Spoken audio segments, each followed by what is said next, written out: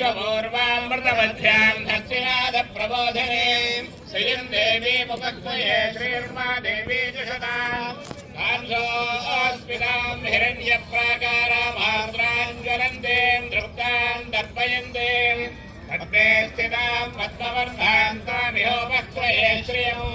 चन्द्रां प्रभासां यशसा ज्वलन्तीं श्रियं लोके देवजुष्टावधारां स्वां पद्मिनीं शरणमहं प्रपद्ये लक्ष्मीर्मेणस्य धान्वामृणे आदित्यमन्मे तपसोऽधिजातो वनस्पतिस्तव वृक्षोदबिल्वः